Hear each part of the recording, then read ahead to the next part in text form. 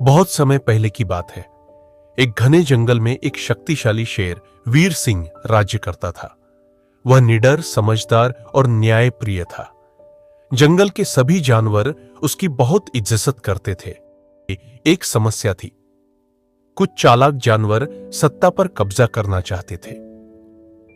लोमड़ी चालकू सबसे अधिक लालची थी। उसने हाथी, भालू और गीदड़ के साथ मिलकर एक योजना बनाई।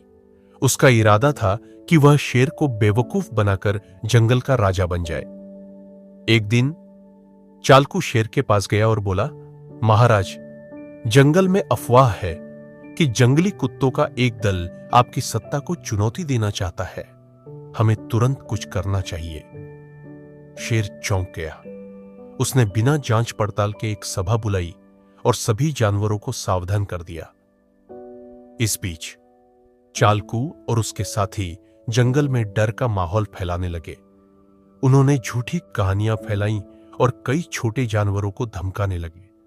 लेकिन तोता चिक्की ने यह सब देखा और वह शेर के पास गया।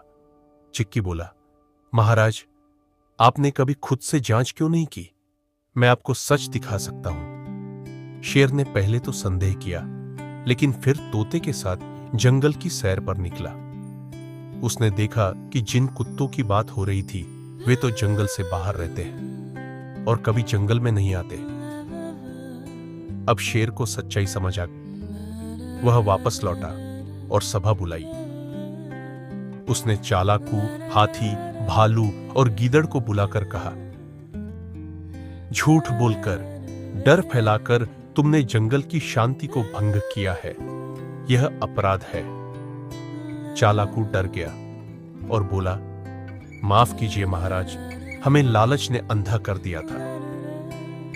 शेर ने कठोरता से कहा, राजा का कर्तव्य है कि वह हर पक्ष को सुने और सच को जाने, लेकिन तुमने झूठ फैलाकर जंगल को तोड़ने की कोशिश की।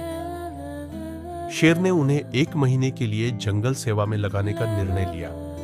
वे पेड़ लगाएंगे, घायल जानवरों की देखभाल करेंगे और अपने अपराध की भरपाई करेंगे। शेर ने अंत में कहा, एक सच्चा राजा वो होता है जो केवल ताकत से नहीं बल्कि समझदारी और सच्चाई से राज करता है।